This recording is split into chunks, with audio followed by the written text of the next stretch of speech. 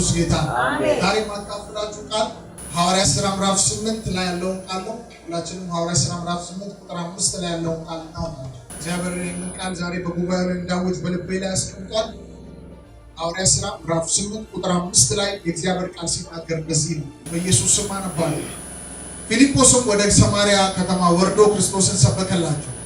ሕዝቡም የፊልጶስን ቃል በሰሙ ጊዜ ያደርጋት የነበረውን ምልክት ባዩ ጊዜ የተናገረውን በአንድ ልብ አደመጡ። ርኩሳን መናፍስትን በታላቅ ድምፅ እየጮሁ ከብዙ ሰዎች ይወጡ ነበር። ብዙ ሽባዎችና አንካሶች ተፈወሱ።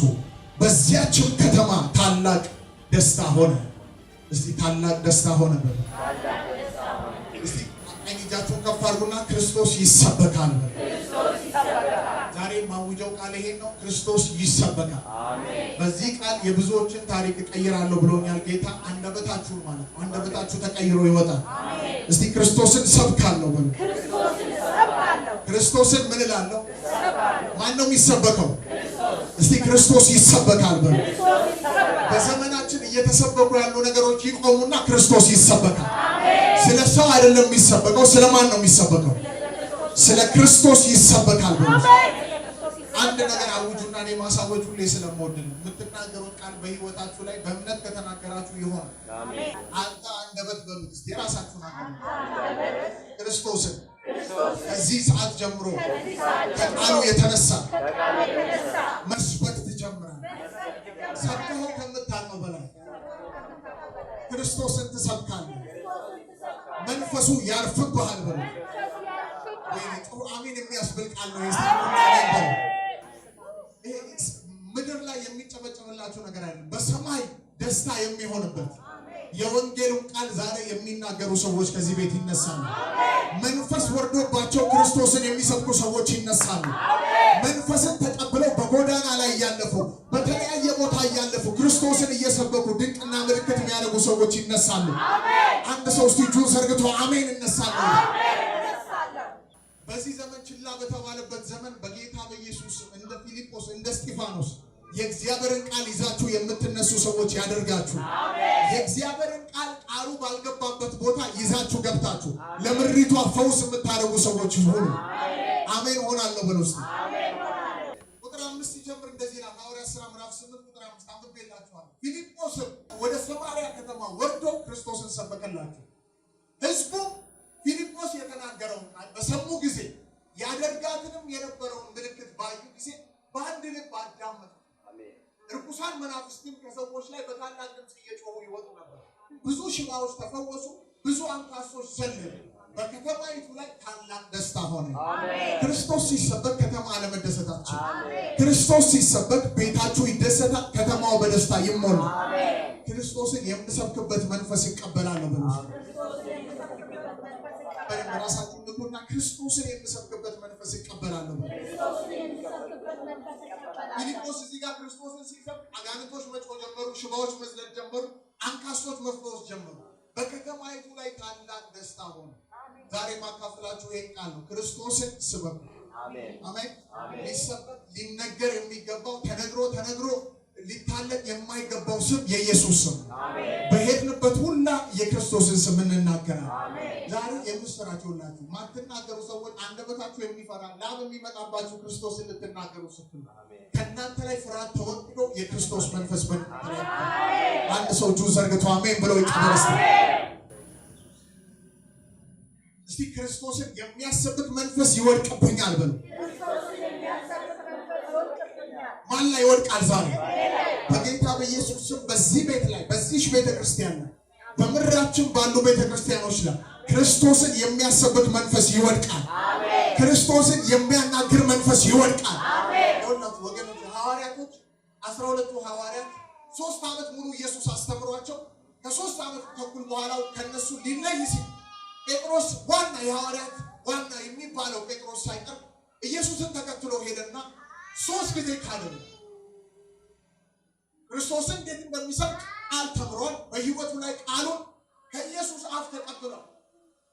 ነገር ግን ይሄ ጴጥሮስ የሚባለው ሰው በ10 ሰው ፊት ክዶት ሐዋርያ ሥራ ምዕራፍ 2 ላይ ድንገት እንደሚነጥቅ አውሎ ነፋስ ተቀምጠው የነበሩበትን ቤት ሞላው ይላል። እያንዳንዱ በልሳን መናገር ጀመሩ። የተከፋፈሉ ልሳኖች ተሰጧቸው። መንፈስ እንደሰጣቸው መናገር በዛን ሰዓት ክርስቶስን የሚያሰብክ መንፈስ ሲወርድበት በ10 ሰው ፊት የካደው ሰው ወጣና በብዙ ሺህ ሰዎች ፊት ወጣና እናንተ የሰቀላችሁት ኢየሱስ እግዚአብሔር የሞትን ጣር አጥፍቶ አስነሳ፣ እሱ ሕያው ኢየሱስ ነው ብሎ መስበክ ጀመረ። ዛሬ ፍርሃት ያለባችሁ ሰዎች ፍርሃት ይነሳና ክርስቶስን የሚሰብክ መንፈስ ይወድቅባችኋል። አንቺ 10 ሰው ፊት መስበክ የማይችል ሰው የትንሣኤው ኃይል በላዩ ላይ ሲመጣበት 3 ዓመት ሙሉ ኢየሱስ ታምራት ድንቅ እያሳየው መስበክ ያልቻለ ሰው ማፈር ውስጥ የገባ ሰው የትንሣኤው ኃይል ክርስቶስን የሚያስብክ መንፈስ ሲወድቅበት ብዙ ሺህ ሰዎች ፊት የክርስቶስን ቃል መናገር ጀመረ። ወዲያውኑ 3000 ሰዎች ጌታን ለመቀበል ወደ እግሮቹ ስር መጡ ይላል። በጌታ በኢየሱስ ስም ታላላቅ ነገር የሚያስቆን የእግዚአብሔር ቅባት ያርፍባችሁ። አሜን። እግዚአብሔር አሁን ከእናንተ የሚወለዱ ልጆች ላይ ራሱ ትንቢት እየተናገርኩ ነው። በዚህ በመጨረሻው ዘመን ላይ ክርስቶስን የሚሰብኩ ብላቴናዎች ይቀባሉ። ክርስቶስን የሚሰብኩ ትላላቅ ሰዎች ይቀባሉ። ክርስቶስን የሚሰብኩ ጎልማሳዎች ይቀባሉ። መጽሐፍ እንደዚህ ይላል፣ በመጨረሻው ዘመን ከመንፈሴ በሁሉም ላይ ያፈሳለሁ። ወንዶችና ሴት ልጆች ትንቢትን ይናገራሉ፣ ጎበዛዝት ራእይን ያያሉ፣ ሽማግሌዎችም ሕልምን ያልማሉ። በሁሉም ላይ ከመንፈሴ ያፈሳለሁ። መንፈስ የሚፈስበት ትልቁ ሚስጥር ክርስቶስ እንዲሰበክ ነው። ሽባ የሚተረተርበት ሚስጥር ክርስቶስ እንዲሰበክ ነው። ሰው እግዚአብሔር ሰው ላይ መንፈስ ሲያስቀምጥ ክርስቶስ እንዲሰበክ ነው። አሜን አትሉ? ከኔ ጋር የሆነ ሰው ሲጮህ አሜን ይላል። ኢየሱስ በተጠራበት ቦታ ሁላ የኢየሱስን ስም ለማክበር የኢየሱስ ስም ሲሰበክ መንፈስ ቅዱስ ሙቭ ያደርጋል። ለምን ስትሉ በአዲስ ኪዳን ትልቁ የመንፈስ ቅዱስ ፐርፐስ ኢየሱስን ለማክበር ኢቨን መንፈስ ቅዱስ ራሱ ኢየሱስ ሲናገር ዮሐንስ ወንጌል ምዕራፍ 16 ላይ ከራሱ አይናገርም። መንፈስ ቅዱስ ከራሱ አይናገርም፣ ነገር ግን ከኔ እየወሰደ ያስተምራቸዋል፣ ወደ እውነት ሁሉ ይመራቸዋል። እውነት ማን ነው? እስቲ ኢየሱስ ነው ብላችኋል። ኢየሱስ እንደዚህ ያለ እኔ እውነትም ሕይወትም መንገድም ነኝ። ስለ መንፈስ ቅዱስ ሲናገር እሱ ወደ እውነት ሁሉ ይመራቸዋል። ወደ እውነት ሁሉ ይመራቸዋል የተባለው መንፈስ ቅዱስ እውነት ማን ነው አልኳችሁ? ወደ ኢየሱስ ነው የሚመራቸው። በዚህ ጊዜ በጌታ በኢየሱስ ስም ለቤተ ክርስቲያናችን ለእያንዳንዳችሁ ቤተሰብ የሚያስፈልገው የመንፈስ ቅዱስ ኃይል፣ ክርስቶስን የምትናገሩበት መንፈስ ይፈሳል። አጠገባችሁ ያለውን ሰው መንፈስ ይፈሳል። ባይዘው ቃሉ እየተሰማ አንዳንዶች ላይ መንፈስ እየፈሰሰ ነው ያለው። አይምሯቸው ቼንጅ እየሆነ ነው ያለው። አይኖቻቸው እየተከፈቱ ነው ያለው። ሄደው በማይገባ በተከለከለበት ቦታ ሁላ ወንጌልን የሚሰብኩ ሰዎች ይነሳሉ። አረስቲ አንድ ጊዜ ጮኻችሁ አሜን ብላችሁ አሜን በሉ። ምዕራፍ 8 ላይ ፊልጶስ ወደ ሰማርያ ገብቶ ማንን ሰበከ? ፊልጶስ ወደ ሰማርያ ገብቶ ክርስቶስን ሰበከ። ትንሽ ነገር ስለ ፊልጶስ ላሳያችሁ። 2 ምዕራፍ ወደ ኋላ ስትመለሱ ምዕራፍ 6 ላይ ቅድም ስለ ምዕራፍ 2 ተናግሬያለሁ። ሁሉም ሐዋርያት መንፈስ ቅዱስን ተቀበሉ፣ ደቀ መዛሙርቶች መንፈስ ቅዱስን ተቀበሉ፣ ድንቅና ምልክት ማድረግ ጀመሩ፣ ብዙ ሺህ ሰዎች ጌታን ተቀበሉ። ምዕራፍ 3 ላይ 40 ዓመት ሙሉ ሽባ የነበረውን ሰው አስነሱ። ከዛ በኋላ ታምራቱ እየቀጠለ ብዙዎች ጌታን መቀበል ጀመሩ። ምዕራፍ 6 ላይ ሲደርስ ደቀ መዛሙርቱና ከሐዋርያት ጋር የነበሩ ሰዎች በጣም ስለበዙ ከግሪክም ሀገር ሰው ሲጨመር፣ ከአይሁድም ደግሞ ሲጨመር፣ ከይሁዳም ሲጨመር፣ ከኢየሩሳሌምም ሲጨመር በጣም ብዙ ሰው ስለበዛ ያንን ሕዝብ ሐዋርያት ማስተዳደር አልቻሉ። ምዕራፍ 6 ገብታችሁ ጥልቅ ስታነቡት አንድ ክስተት ተከሰተ። ከግሪክ የመጡ አይሁዶችና በዛው በይሁዳ ሀገር ይኖሩ የነበሩ አይሁዶች እርስ በርስ መጣላት ጀመሩ። የተጣሉበት ሚስጥር ከግሪክ የመጡ አይሁዶች የኛ መበለቶች በስትክክል አይደርሳቸውም፣ የሚበላ ነገር አይደርሳቸውም፣ በስትክክል ሁሉ ነገር እየተደረገ አይደለም ብለው ማጉረምረም ጀመሩ። ምዕራፍ 6 ቁጥር 1 ላይ ታገኙታላችሁ። ልክ ወዲያውኑ እነ ጴጥሮስ 12ቱን ሐዋርያት ሰበሰበና አንድ ነገር አላቸው። ሁሉንም ደቀ መዛሙርት ጥሯቸዋል። ሁሉም ደቀ መዛሙርቶች ብዙ ሺህ ሰዎች ተሰበሰቡ በዛ ቦታ። 12ቱ ደቀ መዛሙርቶች የሆኑ ጴጥሮስ ተመካከሩና አንድ ነገር ተናገሩ። እኛ ወንጌሉን ትተን ስለ ማዕድ መትጋት ስለሌለብን ስለ ማዕድ የሚተጉ ስለ ፋይናንስ የሚተጉ 7 ሰዎች እንምረጥ። እነዚህም ሰዎች ጥሩ የምስክርነት ሕይወት ያላቸው በመንፈስ ቅዱስ የተሞሉ ጥበብንም የተሞሉ ሰዎች ይሆኑ። ስለዚህ እነዚህ ሰዎች ምረጡ አላቸው ለደቀ መዛሙርት። 7 ሰዎች እነዚህ ሰዎች መረጡ። ምክንያቱም እነ ጴጥሮስ በቃሉና በጸሎቱ ተጋለን። እነዚህ 7 ሰዎች ደግሞ ቃሉና ጸሎቱ ላይ ሳይሆን የሚተጉት ማዕድ ላይ እንጀራ ማደን፣ ወጥ መስጠት፣ የተለያዩ ነገሮችን ፋይናንስ ማብቃቃት የሚባለው ነገር ላይ ኢንቻርጅ ሆነው እንዲሰሩ 7 ሰዎች ተመረጡ። ከነዚህ ከ7ቱ ሰዎች ውስጥ አሁን ያነበብኩላችሁ ሰው አለበት ፊልጶስ። አንድ ፊልጶስን መረጡ። ሁለተኛ ደግሞ እስጢፋኖስን መረጡ። ሌላ 5 ሰዎችን መረጡ። እነዚህ የተመረጡ ሰዎች አመጧቸውና ደቀ መዛሙርቱ 12ቱ ሐዋርያት ፊት አቆሟቸው። የበጉ ሐዋርያት ፊት አቆሟቸው። እነዚህ 12ቱ ሐዋርያት ፊት 7ቱ ተደረደሩ። 7ቱ የተመረጡት እንደነገርኳችሁ እንዳትረሱ ልብ በሉ። እንጀራ ለማቀበል የተለያየ የወጥ ያለውን ነገር ፋይናንሱን ለማብቃቃት ነው የተመረጡት። እነዚህ 7 ሰዎች 7ቱ ሰዎች ወደዛ ሲመረጡ አውቀው በቃ እንጀራ እንላለን በዚህ እንድናደርግ ነው የተመረጥነው ብለው ልባቸው ራሱ ኮንፈርም አድርጋቸዋል።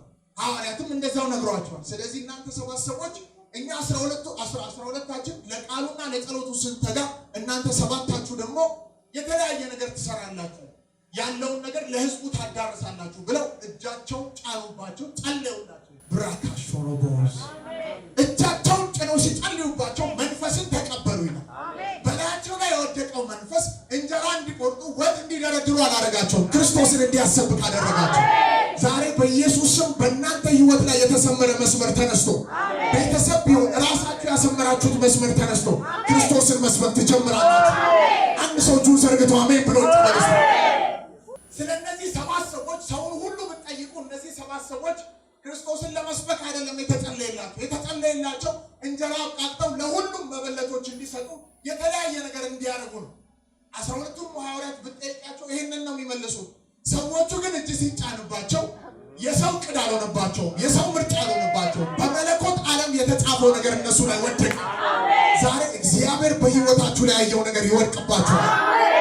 እስቲ አሜን በሉና ድገሙ። በተለያየ በሰዎች ግፊት ማይሆን ነገር ውስጥ ገብታችሁ ጥሪ እያላችሁ የእግዚአብሔርን ቃል የመስበክ ጥሪ ኖሯችሁ በተለያየ አይነት ነገር ተገፍታችሁ በተለያየ አይነት ነገር ውስጥ የገባችሁ በራሳችሁ ምክር ሊሆን ይችላል። ዛሬ በእግዚአብሔር መንፈስ በመንፈስ ቅዱስ ኃይል ህይወታችሁ ይቀየራል። ህይወታችሁ ምን ይላል? እስቲ ይቀየራል በሉ። ዛሬ ለእናንተ አሁን በዚህ ሰዓት የትንቢት መንፈስም መጥቶ የተለያየ ቃል ቢነገራችሁ እናንተን ሊያስደስት ይችላል። ነገር ግን የመለኮት እቅድን ነው እየነገርኳችሁ። በምድር ባይጨበጨብላችሁ በሰማይ ግን በአባታችሁ ፊት ስትቀርቡ አክሊል ተደርድሮላችሁ ስትቀርብ ምን ሰራ አይደለም የምትባለው የምወደው ልጄ በእርሱ ደስ የሚለኝ እሱ ነው ይላል። በነጩ ዙፋን ፊት ስንቀርብ ኧረ ኢየሱስ ጌታ ክርስቶስን የሚያሰብክ መንፈስ የወደቀበት እነዚህ አይኖቻቸው ተከፍተው ኢየሱስን አይተው ወደ ሰማይ ሄደው ምን እንደሚጠብቃቸው ታውቃላችሁ? ወንጌል ካልሰራው ጋር እኩል የሚቀመጡ የሚገቡ ይመስላችኋል? በሰማይ ኢየሱስ እነዚህ ልጆች ምኮራባቸው ልጆች ኧረ ኢየሱስ ጌታ በምድር ተጨብጭቦ እልል ተብሎ ተቀልጦ የሚታለፍ በአባታችን ፊት ይጨብጨባል። ሁሉ ነገር የሚያልፍ ነው። አባት ፊት የሚጨበጨበው ጭብጨባ ግን ለዘላለም አይኖችህን እያየ አንተም አይኖችህን እያየ አባቴን አስደስቼ ወደ ሰማይ ገባሁ፣ አባቴን አስደስቼ በሱ ፊት ቀረብኩ። በኢየሱስ ስም የትኛው ከእግዚአብሔር ቃል ውጭ የሆነ አስተሳሰብ ከእናንተ ላይ ይነሳ። አሁን እንኳን ቁጭ ብላችሁ የእግዚአብሔር ቃል ባይምሯችሁ በተለያየ ነገር የምትመዝኑ ሰዎች በኢየሱስ ስም ከአይምሯችሁ ላይ ሐሳብ ይበተን። እስቲ ይበተን በሉ። ክርስቶስን እሰብካለሁ በሉ። በጣም የማይወደው ስብከት ይሄ ስብከት ይሰበክ። ለምን ሰው መንፈስ ገብቶበት በሚሄድበት ቦታ ክርስቶስን ሲሰብክ ኃይል ሙቭ ያደርጋል። ወገኖቼ ሰው ክርስቶስን ሲሰብክ ኃይልን ይቀበላል። ማንም ሰው ያለ መንፈስ ቅዱስ ኢየሱስ ጌታ ነው ማለት አይችልም። ኢየሱስ ጌታ ነው ስትሉ መንፈስ ቅዱስ ነው ከውስጣችሁ እንዲያናግር የሚችለው። አሜን አትሉኝ? አንድ ታዋቂ ሰባኪ ያለ በምድራችን በትልቅ ነገር አገልግሎ ያለፈ ሰውና ሁሌ ውስጤ ባዶነት ሲሰማኝ መንፈስ ሳይሰማኝ ሲቀር ሄጄ ወንጌልን እሰራለሁ። ውስጤ ባዶ ሲሰማኝ ኢየሱስ ክርስቶስ ያድናል ብዬ ስነግራችሁ ሳላውቀው የሆነ እሳት ውስጤ መፍለቅ ይጀምራል። ሳላውቀው መንፈስ በእኔ ላይ መፍሰስ ይጀምራል። የዛን ጊዜ በኃይል ተሞልቼ ስመለስ ብራካሃዤኔ ሞሮቮ ኮሞሆዝ እያልኩ ኢየሱስ ጌታ በልሳን እየተናገርኩ እመለሳለሁ። ኃይልን ሞላለሁ በሉስ። ክርስቶስን እሰብካለሁ በሉስ። እነዚህ 7ቱ ሰዎች የታየላቸው እንጀራ ማቀበልና ወጥ መንፋት የተለያየ ነገር ማየት ነው ማድረግ ነው። ደቀ መዛሙርቱም ያዩላቸው 12ቱም ሐዋርያት ያዩላቸው ይሄንን ያዩላቸው እዛው ቁጭ ብለው ያንን ስራ እንዲሰሩ ነው። ከላይ ግን ከማይታየው ዓለም ላይ ኢየሱስ ስለነሱ ሲያይ ኃይለኛ የወንጌል እሳት በአፋቸው አልፎ እንደሚሰበክ ኢየሱስ አይቷል። ሰው ዝም ብሎ የሆነ መስሪያ ቤት ገብተህ የምትሞት ሊመስለው ይችላል። አንተ ግን ኢየሱስ ሲያይ ለብዙ ሚሊዮኖች የምትታደግ ብዙ ሚሊዮኖች ፊት ወንጌልን የምትሰብክ ትሆናለህ። አንድ ሰው እስቲ ጮሆ አሜን ብሎ ይቀበል። አሜን። እነዚህ ሰባት ሰዎች እጅ በተጫነባቸው ሰዓት ከአንድ ቁጥር ቀጥሎ እንደዚህ ይላል፣ ወዲያውኑ እጅ ተጭኖባቸው 12ቱም ደቀ መዛሙርቶች እጅ ጫኑባቸው። ከዛ በኋላ በቃ እነዚህ ሰዎች ምንድነው ወረቀት አውጥተው ነው እንዴት ነው ፋይናንሱን መምራት የሚችሉት እያሉ ሲጠብቁ እነዛ ሰዎች መንፈስን ከተቀበሉ በኋላ እንደዚህ ያደረገ እስጢፋኖስ ወዲያው ወደ ተባለለት ቦታ አይደለም የገባው። ሰዎች ወደ አሰቡለትና እዛ ሲስተም ውስጥ ገብቶ እንጀራ ወደ መቁረጥ ነገር አይደለም የገባው። ከቤቱ ወዲያው ወጣና ወደ ሸንጎ ሄደ። ብዙ የእስራኤላውያን ሕዝቦች አይሁዶች ወደ ተሰበሰቡበት ቦታ ሄደ። እንዲህ ብሎ መናገር ጀመረ። መጽሐፉ ሲናገር ሐዋርያት ሥራ ምዕራፍ 6 ቁጥር 8 ላይ እንደዚህ ነው፣ እስጢፋኖስም ጸጋና ኃይልን ተሞልቶ በሕዝብ ሁሉ ፊት ድንቅና ምልክትን እያደረገ ሰበከ። አረ ኢየሱስ ጌታ። ከዛ በፊት እኮ ድንቅና ምልክትን ይሄ ሰው በህይወቱ አላየም። መንፈስ ከመጣበት በኋላ ክርስቶስን የሚያሰብክ መንፈስ ከመጣበት በኋላ ተነስቶ የጌታን ስም ይዞ መስበክ ጀመረ። ጸጋና ኃይልን ተሞልቶ መስበክ ጀመረ። በጌታ በኢየሱስ ስም ክርስቶስን ለመስበክ በልባችሁ ጥማት ያላችሁ ሰዎች ዛሬ ጸጋና ኃይል በላያችሁ ላይ ይፍሰስ። እንደ ነቢይ አውጃለሁ፣ በእናንተ ላይ ጸጋና ኃይል ይፍሰስ። ጸጋና ኃይል በኢየሱስ ስም ይፍሰስ። ጸጋና ኃይል በኢየሱስ ስም ይፍሰስ። በዓለም ዙሪያ ይህን ቪዲዮ ለምትመለከቱ እናገራለሁ፣ ባላችሁበት ቦታ የእግዚአብሔር ጸጋና ኃይል ይፍሰስ። ድንቅና ምልክትን እያደረጋችሁ ወንጌልን የምትሰብኩበት መንፈስ በእናንተ ላይ ይፍሰስ። እስቲ ጮሆና ይፍሰስ በሉ። ድገሙ እስቲ ይፍሰስ በሉ። በኔ ላይ ይፍሰስ በሉ። ጭንቅላታችሁን ያዙና በኔ ላይ ይፍሰስ በሉ። ወንጌልም በቃል ብቻ አይደለም ሲሰብክ የነበረው፣ በቃል ይናገራል፣ ሽባዎችን ያስነሳል፣ ይናገራል፣ ታምራትን ያደርጋል። በኃይልና በመንፈስ ቅዱስ መስበክ ጀመረ። ወዲያውኑ ሊያስቆሙት ቢፈልጉ እንኳን እንዲህ አለ። ጸሐፊው ሲጽፍልን እንዲህ ብሎ ተናገረ፣ ይናገርበትንም የነበረውን ጥበብና መንፈስ ይቃወሙት ዘንድ አልቻሉም። ለመቃወም የማያስችል የጸጋ ኃይል በላዩ ላይ ተገልጧል። በዛን ሰዓት እስጢፋኖስ ሳይሆን የሚያወራው፣ በእስጢፋኖስ ውስጥ መንፈስ ቅዱስ ነበር የሚያወራው። በእናንተ ውስጥ መንፈስ ቅዱስ እንዲያወራ ትፈልጋላችሁ? ክርስቶስን ስበኩ። አጠገባችሁ ያለውን ሰው መንፈስ እንዲያወራ ትፈልጋለህ በሉ። ክርስቶስን ስበክ በሉ። ቆፍጠን ብላችሁ ንገሩት፣ ክርስቶስን ስበክ በሉ። ይመለከታል በሉ። ማንን ትሰብካለህ? ከዚህ በኋላ ቤታችሁ ገብታችሁ ከአሕዛቦች ጋር የተለያየ ወሬ አይደለም። በኢየሱስ ስም ክርስቶስን ትሰብካላችሁ። ስለ ኑሮ ቀነሰ፣ ኑሮ ሰፋ፣ ኑሮ ረዘመ አይደለም። ክርስቶስን ትሰብካለህ። የሚያድነው ኢየሱስ ነው። ቀኑ እየከፋ ነው። ኢየሱስን ተቀበል። መድኃኒት በእጃችሁ ላይ አለ። ድፍረት የሚሆናቸው መንፈስ ምን ይላል ዛሬ? ይወርዳል። ከእነዚህ ሰዎች መሀል እስጢፋኖስ ክርስቶስን የሚያሰብክ መንፈስ ከወደቀበት በኋላ ወጣና ወንጌል ይሰበካል። የሚናገርበትን መንፈስ ሊቋቋሙት አልቻሉም። የሚገርማችሁ ክርስቶስ ብርሃን፣ ክርስቶስን የሚሰብክ ሰው አፉ ብርሃን ነው የሚተፋው። ክርስቶስን የሚናገር ሰው ፊቱ ራሱ በብርሃን ነው የሚሞላው። ምክንያቱም የብርሃናት አባት ክርስቶስ ነው። አሜን አትሉ? አባታችሁ የብርሃን አባት ነው በሉ እስቲ። ለዚህ ነው እናንተ የዓለም ብርሃን ናችሁ፣ እሱ ደግሞ አባታችን የብርሃናት የኛ ሁላችን ብርሃን ነን። የሁላችንም አባት ማን ነው? የብርሃን አባት። ለዚህ ነው ክርስቶስ። ስለዚህ ይሄ ሰው እየሰበከ እያለ ከሸንጎ ያሉ ሰዎች ትኩር ብለው መመልከት ጀመሩ። እሱ ትኩር ብለው ሲመለከቱት ፊቱ እንደ መልአክ ፊት አበራኝ። ለምንድን ነው ስትሉ ፊልጶስ እስጢፋኖስ ከጸለየው ጸሎት የተነሳ አይደለም። እስጢፋኖስ ክርስቶስን መስበክ ሲጀምር ፊቱ ማብራት ጀመረ፣ እንደ መልአክ ፊት መልበስ ጀመረ። በጌታ በኢየሱስም ከዚህ በኋላ በምድራችን ላይ የሚነሱ አገልጋዮች አሜን አትሉ? በፊታቸው እንደ መልአክ ፊት የሚያበራ። ምክንያቱም ሚስጥራቸው ለምንድን ነው ስትሉ ብዙ ከመጸለያቸው የተነሳ አይደለም፣ ክርስቶስን ከመስበካቸው የተነሳ። ይሄ ሰው በጣም ጸጋና ኃይልን ተሞልቶ ማናገር ጀመረ። አንድ ነገር አላቸው፣ እናንተ ሁላ መንፈስ ቅዱስን ተቃውማችኋል። ምዕራፍ 8 ላይ ስታዩ እናንተ ሁሉ መንፈስ ቅዱስን ተቃውማችኋል። አባቶቻችሁ ሳይቀር ነቢያት ላይ የነበረውን መንፈስ ተቃውመውታል ብሎ ተናገራቸው። ወዲያውኑ ይሄን እየተናገረ እያለ ክርስቶስን የሚሰብክበት መንፈስ ውስጥ ስለነበር አንድ ነገር አየ ይላል። ይሄን ለማውራችሁ እንዴት መንፈስ ቅዱስ በላያችሁ ላይ ወድቆ ክርስቶስን እንዳሰበካችሁ የሆነ ጥማት በልባችሁ ላይ ሊገባ ይገባል። የሆነ ነገር ሊገባባችሁ ይገባል። በጌታ በኢየሱስ ስም እንደተናገርኩት ይሆንባችኋል። በልባችሁ ላይ ክርስቶስን የሚያሰብክ መንፈስ ይገባል። እየተናገረ እያለ ወንጌልን እየሰበከ እያለ አይኖቹ ተከፍተው ሰማያትን ትኩር ብሎ ተመለከተ። ሰማያትን እያየ እያለ እግዚአብሔርን ተመለከተ።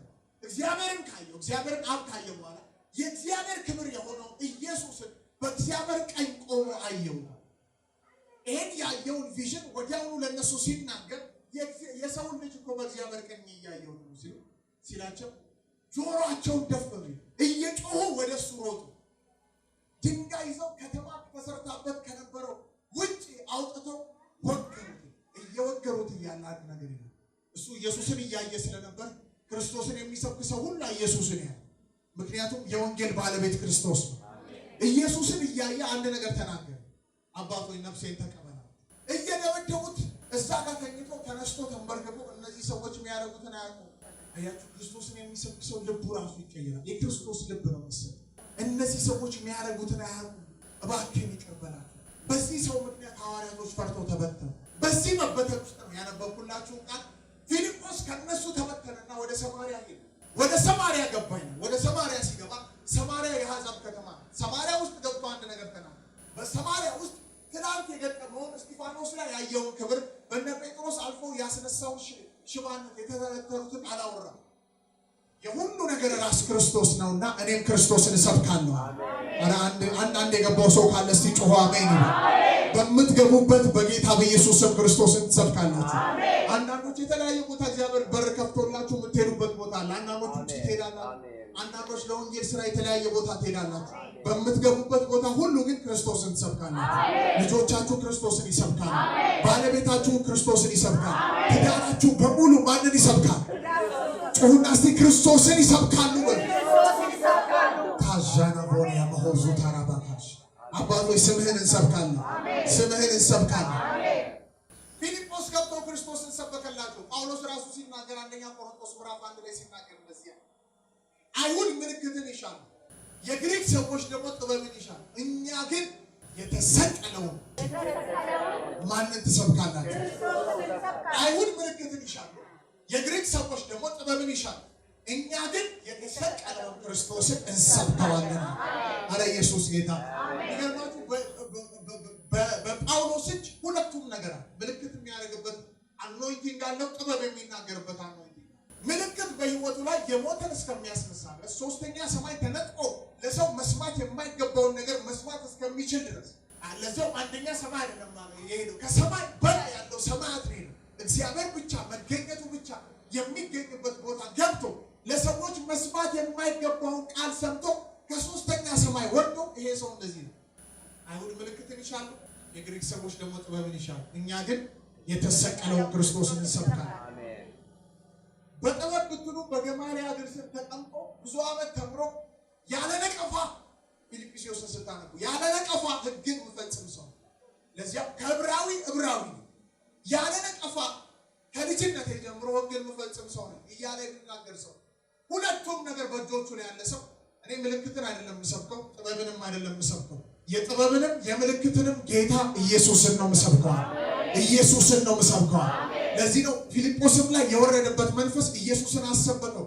ኢየሱስን በሚሰብክበት ሰዓት እንደዚህ ይላል፣ ልብ ብላችሁ ስሙ። ህዝቡ የሚሰብከውን ቃል በሰሙ ጊዜ አንድ የሚሰብከውን ቃል በሰሙ ጊዜ ያደርጋትም የነበረውን ምልክት ባዩ ጊዜ በዛን ሰዓት ህዝቡ የሚሰብከውን ቃል በሰሙ ጊዜ ያደርጋትም የነበረውን ምልክት ባዩ ጊዜ በአንድ ግን አዳመጡ። ርኩሳን መናፍስቶች በታላቅ ድምፅ እየጮሁ ይወጡ ነበር፣ አንካሶች ይዘሉ ነበር፣ ሽባዎች ይተረተሩ ነበር።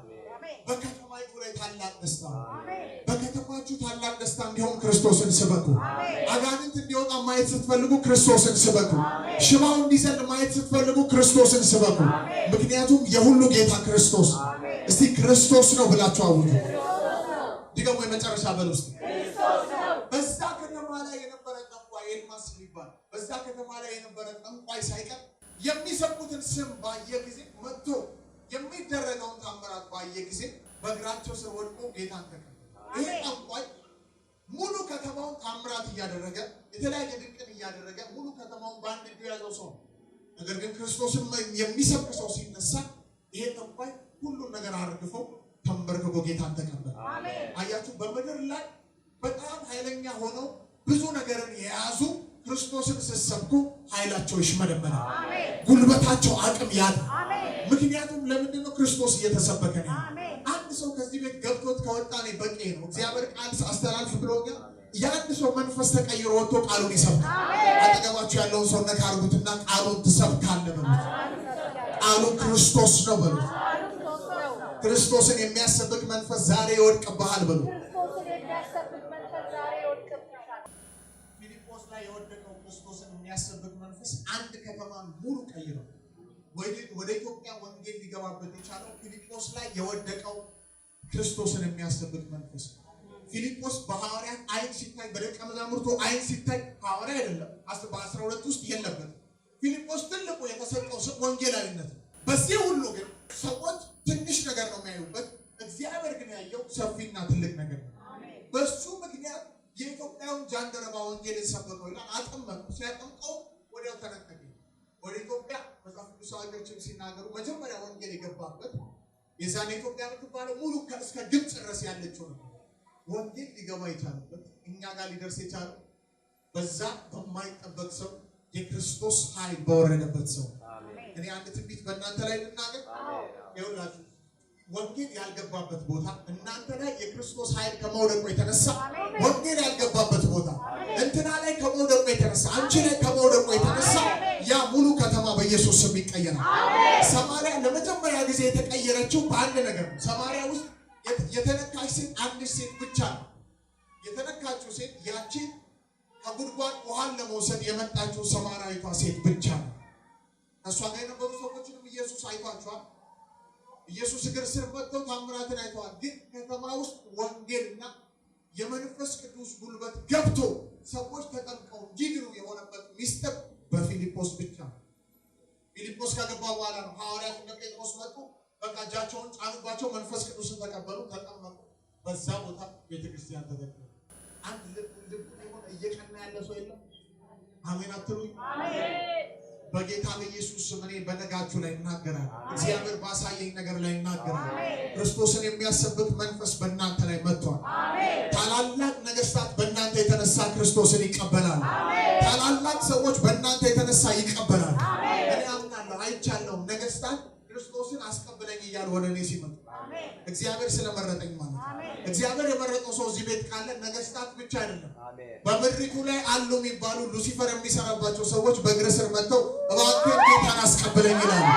በምድሪቱ ላይ በጉልሙትናቸው የታወቁ፣ በመጠጣቸው በዘፈናቸው የታወቁ አንተ ላይ ከወደቀው የክርስቶስ ቅባት የተነሳ በእግሮች ስር መጥተው እባክህ ጌታን አስቀብለኝ፣ አንተ ጋር እውነት ይታያል፣ አንተ ጋር ብርሃን አለ፣ አንተ ጋር የሚያበራ የሆነ ነገር አለ፣ የሚለይ ነገር አለ አንተ ጋር ብለው ወደ አንተ በኢየሱስ ስም ይመጣሉ። ጳውሎስ አሳዳጅ የነበረው ጳውሎስ አይደለም መንፈስ ቅዱስ ቀይሮት ታላላቅ ነገስታቶች ወደ ጌታ እንዲመጡ ይሆን አይደለም እንዴ? በአንተ ጌታ መጠቀም አይችልም? ይችላል አይደል? በእናንተ ጌታ መጠቀም ይችላል አይደል? ይችላል። ከዛሬ ቀን ጀምሮ በጌታ በኢየሱስ ስም በእናንተ ህይወት ላይ አይታችሁት ማታውቁት ነገር ይሆናል። በኢየሱስ ስም ይሆናል። ክርስቶስን የሚያሰብክ መንፈስ በእናንተ ላይ ይወድቃል። አንድ ሰው ላይ ከወደቀ ሄዶ ከተማን ይቀይራል። አንድ ሰው ላይ ወድቆ ሄዶ የሚሰራበት ቦታ ሁሉ ይቀይራል። እስቲ አሜን አሜን ብላችሁ ተቀበሉ። ደግሞ ከዚህ በኋላ የሚነሳው ግን በኢየሱስ ስም ቃሉን ብቻ ሰብኮ የሚዘጋ አይደለም። መጽሐፍ ሲናገር የእግዚአብሔር መንግስት በኃይል ናት እንጂ በቃል ብቻ አይደለች። ጳውሎስ ራሱ ሲናገር እንደዚህ ያለ ወንጌላችን በመንፈስ ቅዱስ በኃይል በብዙ መረዳት እንጂ በቃል ብቻ ወደ እናንተ አልመጣም። ምን ማለት ነው? ሰብኮ የሚታይ ነገር ይሆናል። ፊልጶስ ሰብኮ ሽባዎች ይተረተሩ ነበር። ፊልጶስ ሰብኮ የሚታይ ነገር ይሆን ነበር። በኢየሱስ ስም በእጃችሁ ላይ የሚታይ ነገር ማየት ትፈልጋላችሁ? ትፈልጋላችሁ? የሆነ ቤታችሁ ታሞ ሊሞት የደረሰ ሰው ሲመጣ በጌታ ያልሆነ ሰው እጃችሁን ትጭኑና ተነስ ተመላለስ። የሞተ ሰው ሲመጣ ተነስ ነፍስ ዝራ፣ ኢየሱስ ያድናል ማለት ትጀምራላችሁ። እስቲ አንድ ሰው ይሆንብኛል ብሎ ይጮህ። ወንጌላችን ኃይል አለው ብሎ